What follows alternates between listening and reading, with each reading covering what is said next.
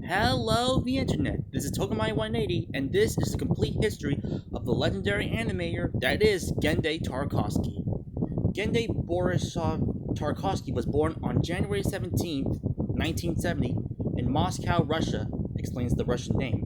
His parents were very Jewish, with his father working as a dentist or government officials and the Soviet Union national ice hockey team, while his mother, Miriam, was an assistant principal at a school. Before coming to the United States, his family moved to Italy. There, Tarkovsky was first drawn to art, inspired by his neighbor's daughter. Tarkovsky later commented, "I remember, I was horrible at it. For the life of me, I couldn't draw a single circle." When Tarkovsky was 7, his family moved to the USA in order to not get affected by anti-Semitism. Originally Ohio, then Chicago, where Tarkovsky got his love of art when he purchased his first issue of the Super Friends. Tarkovsky began attending Chicago's Eugene Field Elementary School in the 3rd grade. School was difficult for Gennady because he was seen as a foreigner. He went on to attend Chicago's pristine Land Tech College Prep High School and says he did not fit in there until his sophomore year. Sadly, at the age of 16, his father passed away, and his mother later died too as well. I'm Batman! Later on, Gennady went on to study animation at the California Institute of the Arts, aka CalArts. There, he met other folks who later on became big hits themselves, like Craig McCracken, creator of the Powerpuff Girls, and Robert Zenny, creator of My Life as a Teenage Robot.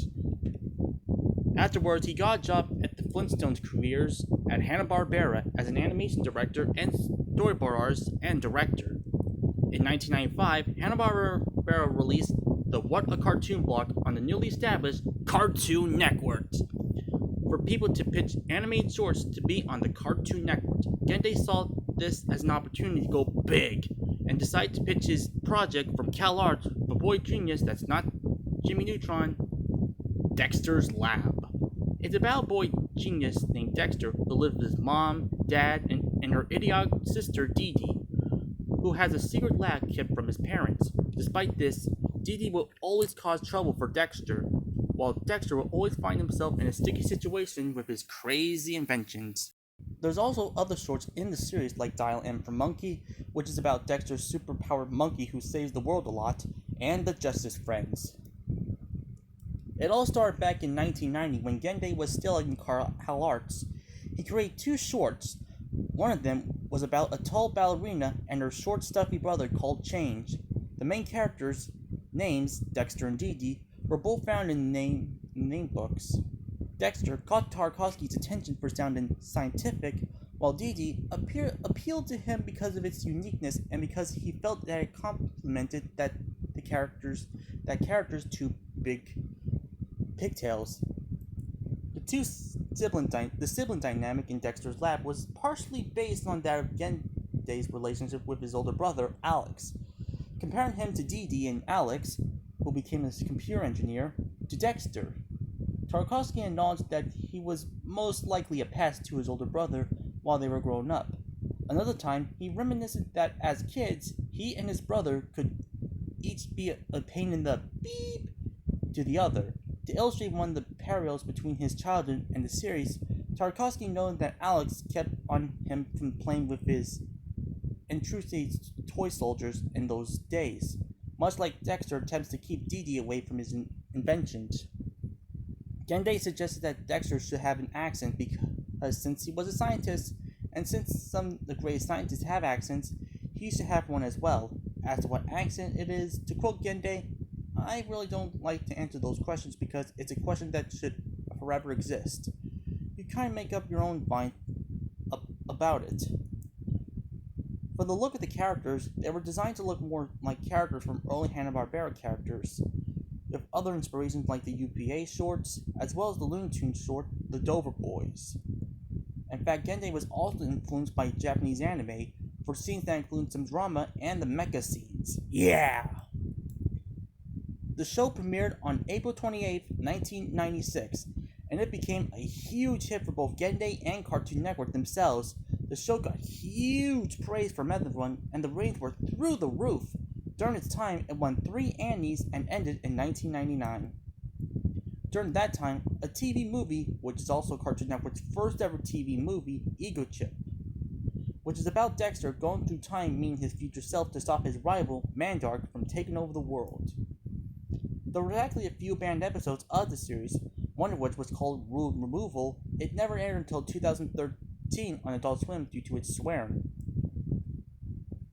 The series eventually was revived in 2001 and featured a new look, new voices, and new crew members. Sadly, this is where things start to go downhill for Dexter, and then the show eventually ended in 2003. Despite this, Dexter is still remembered as not only the show that started Genda's career, but it's also the show that brought Cartoon Network to glory with toys, clothes, games, etc., as well as being the starting career for many famous cartoon makers that I just mentioned. While making Dexter, Gennady also worked with Craig as a writer for Craig's big hit The Powerpuff Girls, as well as being an animation director on their feature film, which is also Cartoon Network's only theatrically released film. After the huge hit that was Dexter, Gennady wanted to make a new series. However, unlike last time, this would be more action-focused and more serious than Dexter. That show was Wata! Gotta get back to the past, Samurai Jack! Long ago in a distant land, Aku, the shape-shifting master of darkness, unleashed an unspeakable evil. But a brave samurai warrior wielding a magic sword stepped forward to oppose him. Before the final blow was struck, Aku threw open a portal in time and flung the samurai into the future, where Aku's evil is law. Now the samurai seeks to return to the past and undo the future that is Aku. The project all began when Gennady was planning a new series after the big hit that was Dexter. Gennady was always fascinated with samurai culture, namely the Frank Miller comic Ronin, which, like Samurai Jack, also featured a samurai warrior traveling through time, trying to defeat an evil spirit. Gennady wanted to make a show similar to Ronin, but with a different spin on it. For a show, Gennady didn't want his show to be action-packed, but feature too much speaking, like with The Dark Knight, where people were just yammer yammer yammer. No, he wanted the show to be more visually based than story-based, which explains why the dialogue is mostly rare, and the storyboards are the storytellers than the actual writers. In other words, show, don't tell. And since this is a Cartoon Network show, a channel that's mostly aimed at kids, many of Jack's enemies are robots and not organic beings. For the looks and style of the show, Gendady's team took many inspirations in order to capture the tone of the show, including many 70s shows, action films like Conan, the previously mentioned Ronin, and especially the anime cult hit Akira. When it aired on August 10th, 2001, it got universal acclaim from almost everyone for its art, visual storytelling, and action.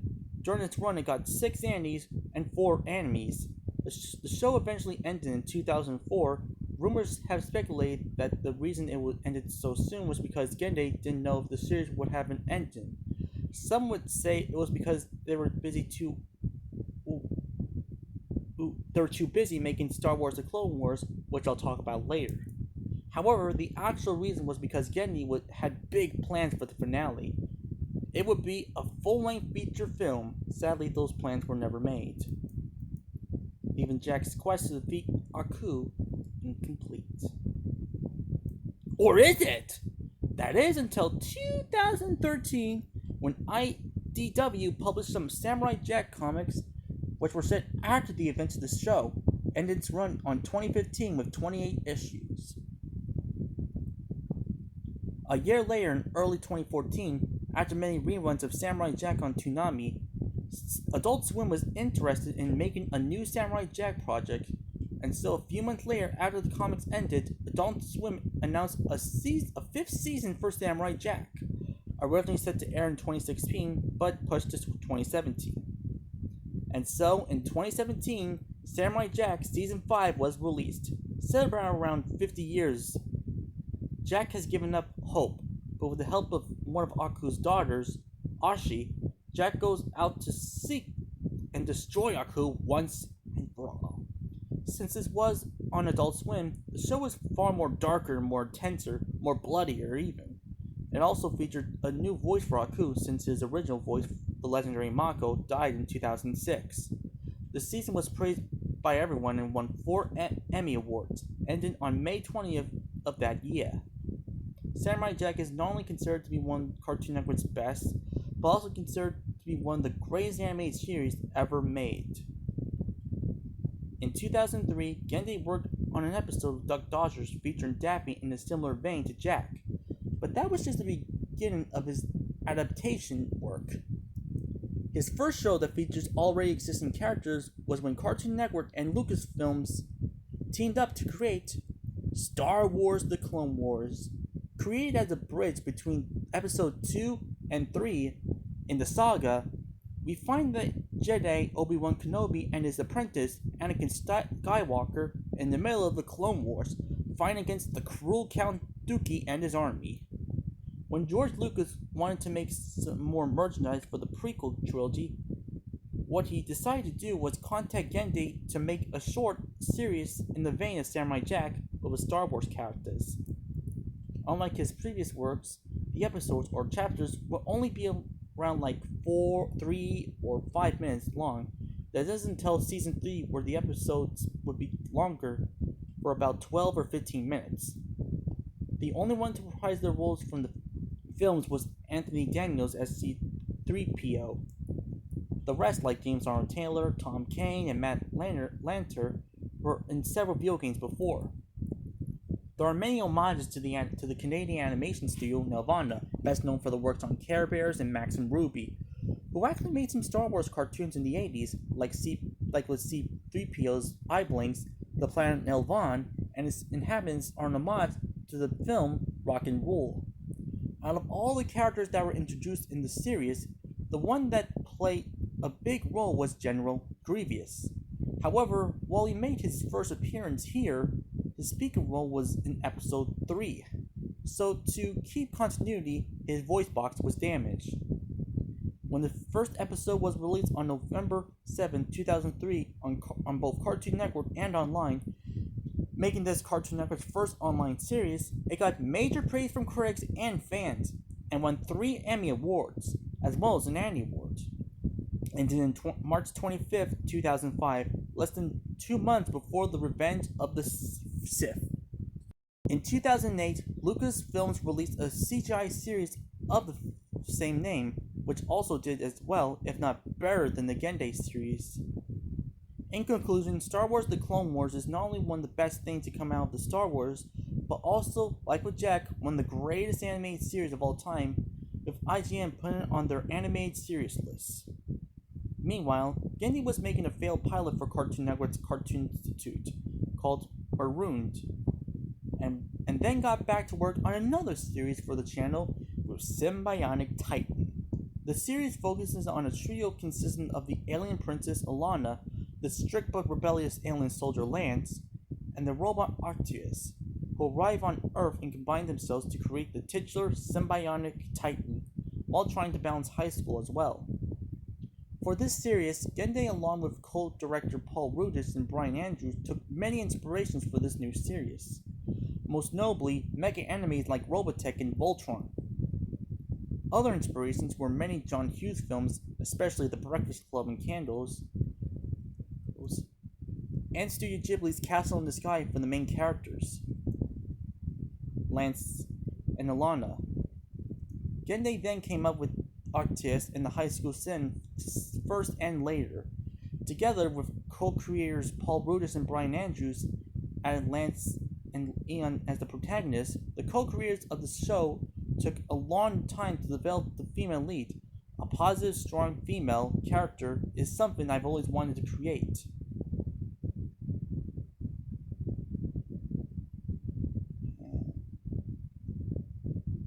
When the series aired on September 17, 2010, critics praised the series like heck, but sadly, unlike Gendady's other hits like Jack and Dexter, the show ended up becoming a failure and ended on April 9, 2011, The reason for its failure was because Cartoon Network couldn't find a publisher to make some toys. People. In spite of this, the series did become a cult favorite amongst animation fans and considered this to be another of Genda's greatest works. As well as being nominated for a few Annie Awards, Gennady even hinted that the series might be revived on Adult Swim in the vein of Samurai Jack Season 5. After Symbiotic Titan was over, people speculated that Gennady was down and out. However, that was not the case, as Gennady was going to do something really very big, and that was go to the big screen. He went on and did the animation for the 2011 film The Priest,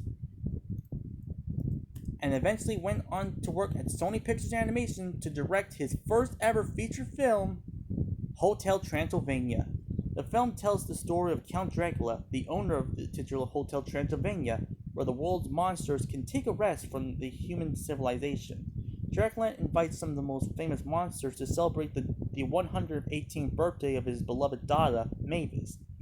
When the human-free hotel is unexpectedly visited by an ordinary 21-year-old traveler named Jonathan, or Johnny, Drac must do anything in his power to prevent Mavis from falling in love with a human and before the hotel's guests learn a human is in the castle, which may jeopardize the hotel's future and his career.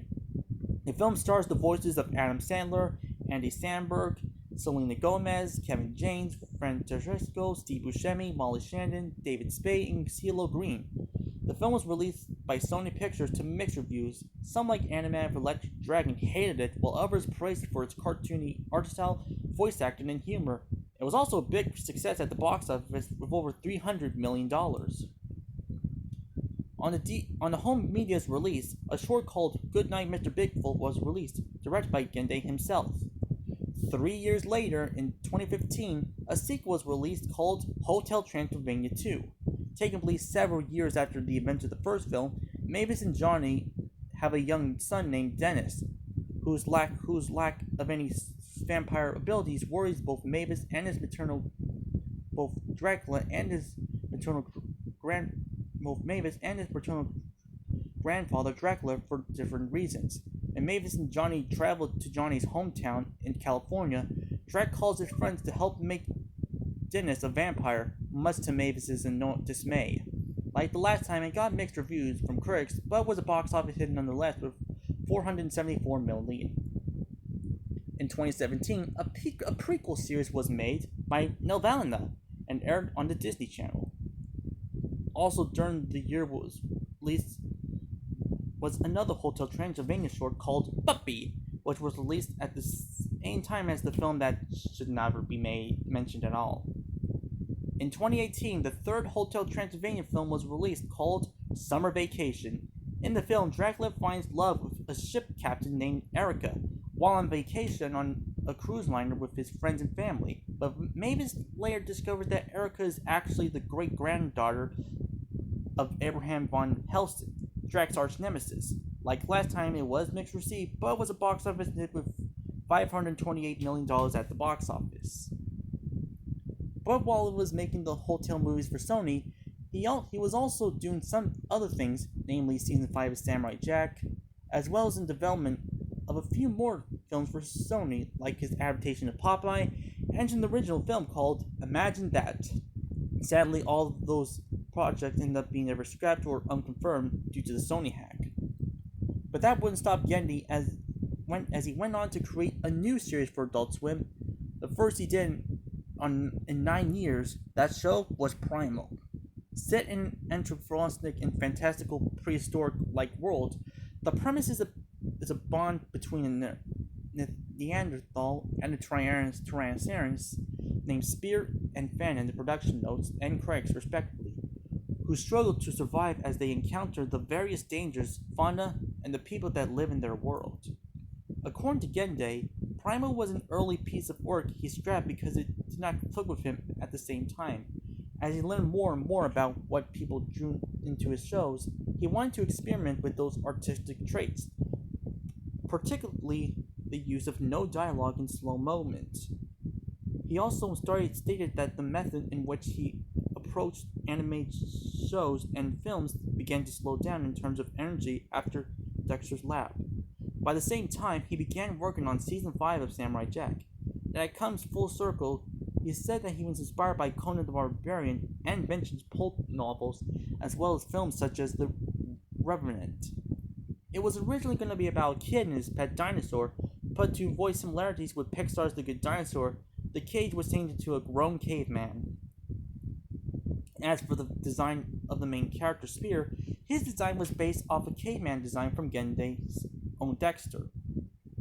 This series was known for as for the first for many things for Gennady.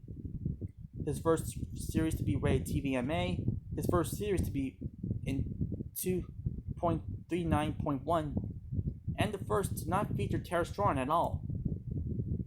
When the series first aired on October 9, 2019 on Adult Swim, the series brought back the fame of Gennady on television animation. Like with his other series, it got major praise from everyone for its art and animation, winning tons of awards like 5 Emmys and 2 Annies, with a second season to release this year. As for the future of Gennady, his future looks pretty bright with his new show called Unicorn Warriors Eternal set to be released this year, and his new Sony film in development called Fitch, which will be his first adult film. We end this video by saying to a bright future to you, beautiful boy. Not only can you do well on television, but well in theaters by giving some of the greatest animated series of all time and one of the highest grossing anime franchises of all time. Don't forget to like, subscribe, and comment, and I'll see you all next time.